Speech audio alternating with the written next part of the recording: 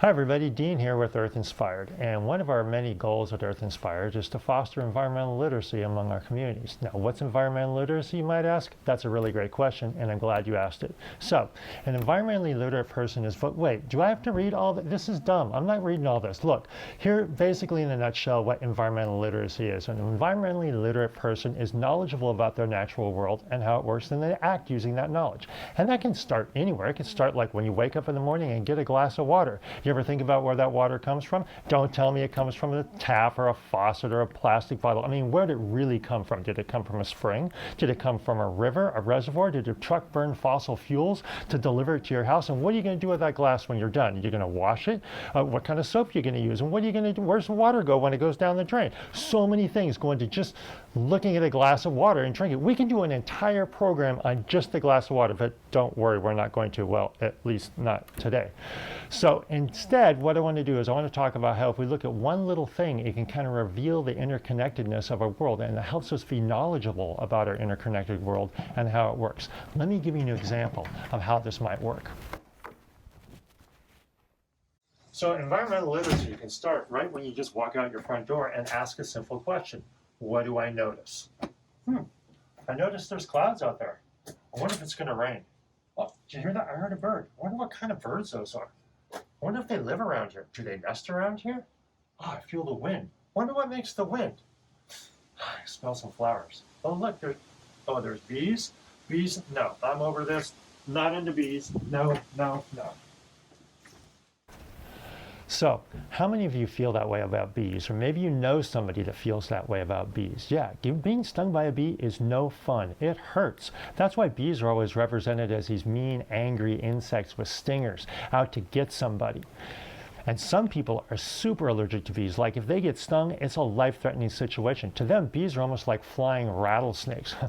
Flying rattlesnakes, now there's an image. But look at these pictures right here. These are actually pictures of yellow jackets or hornets. And yellow jackets and hornets are different than honeybees. One big difference is their attitude. If there's a honeybee flying around here, you're like, get out of here, honeybee. Most of the time the honeybees are like, whoa, whoa, sorry, sorry, and they leave. You do that to a yellow jacket, you're like, get out of here, yellow jacket. They're like, oh yeah, wave your hand at me. I'm going to get in your face and I'm diving in your soda can later. Yeah, yellow jackets are a real problem when it comes to picnics and barbecues. To tell the difference between the two, well, they're both yellow and black and they got stripes on them. But look at the yellow jacket. It's got a smoother, kind of cleaner look to it, and it has that thin wasp-like waist. Honeybees, on the other hand, they're kind of chunky, kind of fuzzy. They're almost cute in a way. So you know what? Let's go back outside and see what it was that we're actually looking at. Okay, so what are we looking at here? Oh, yeah, you notice how he's kind of chunky, a little bit fuzzy. Doesn't have that thin wasp-like waist. Yep, that's definitely a honeybee.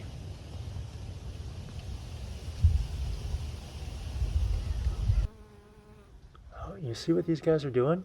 Yeah, they're going from flower to flower. Yeah, and you know why, right?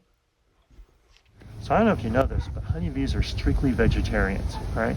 Now, yellow jackets, they'll eat nectar, they'll eat pollen, but they love meat. Not these honeybees. These guys are all about flowers. And what they're doing right here is basically getting their dinner, pollen and nectar, and bringing it back to the family at the hive. But here's the cool thing. At the same time they're doing that, they're helping the plants as well by fertilizing the plants' flowers with the pollen they carry.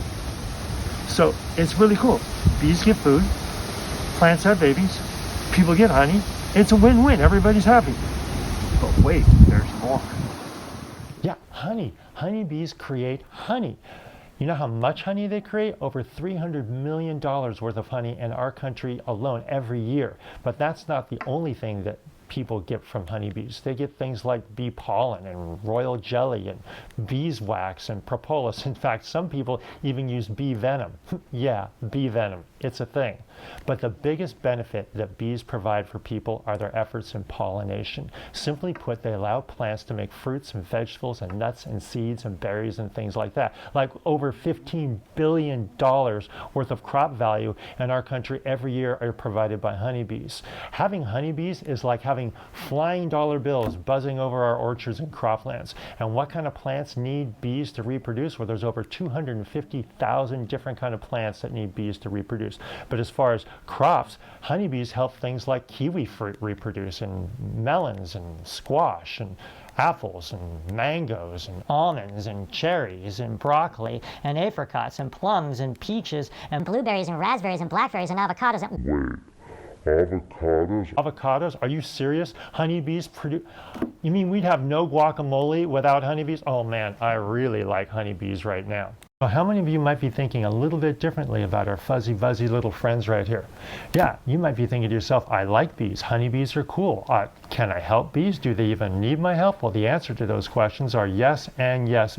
Bees do need our help. Bee populations are declining due to things like parasites and diseases and pesticides and habitat loss. But luckily, there are things that you can do to help honeybees.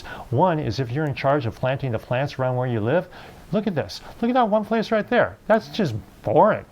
Yeah, honeybees aren't going to like that. Plant someplace, have flowers. That's what they really like. Now, if you're going to do this, plant plants like lavender and oregano and thyme and fruit trees and flowering shrubs. Please remember, don't use pesticides or herbicides. It's not good for the bees and really not good for you, not good for the plants, not good for the world. Other things you can do is you can load apps on your phone like iNaturalist and Seek, and you can learn more about bees that way. You can share your bee sightings with other scientists around the world. Being a citizen scientist is kind of cool. You can also make a bee bath. Yeah, simple. Put water in a bowl, rocks, boom, you got a bee bath. You can also support your local beekeepers. Buy local honey. It's good for you, it's good for the bees, it's good all around.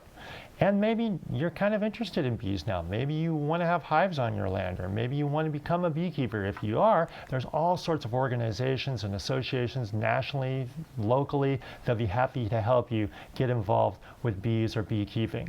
Well, that's all I have for now. And hopefully now you can see when we look at one little thing, this says bees, you can see how it's interconnected in so many ways in our life and helps us understand how our world works. And if you like this video, give us a thumbs up, maybe post it, share it, and who knows, maybe we'll see more of these in the future. And don't forget, be Earth inspired.